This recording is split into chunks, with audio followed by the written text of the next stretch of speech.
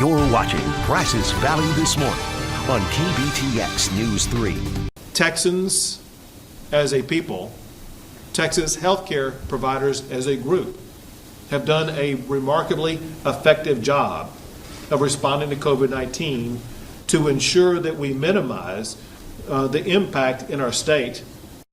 There are currently 15,000 active cases of COVID-19 in Texas, but the number of patients who have recovered now exceeds that number. Still, the governor acknowledged today that new flare-ups are likely to occur in some parts of the state as restrictions are loosened. But he says teams are already in place to respond. News 3's Rusty Surrett was in Austin today with the governor as he shared new data about the virus and how it is being used to guide their plans to respond to hotspots.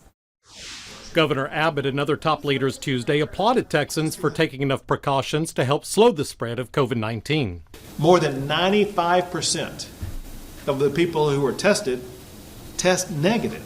But he warned social distancing guidelines must still be followed to keep the virus at a manageable level. As it stands today, there still is no cure for COVID-19. The governor showed positivity rates of the virus have leveled since last week and decreased from 2 weeks ago. He also pointed to hospitalization numbers that are doing the same. The hospitalization rate has remained steady or steadily declining. Critics of the plan to open this soon fear that numbers will spike, and the governor said flare-ups were likely. He's got strike teams ready to respond to senior living centers, prisons, even meatpacking plants where clusters have already been identified.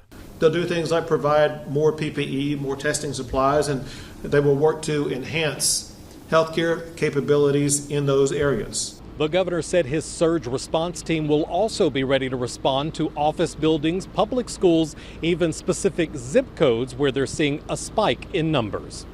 In Austin, Rusty Surrett, News 3. The governor's team also said today it is sticking with its decision not to name nursing homes that have been impacted by the virus. They said that decision to do so is to protect the privacy of patients.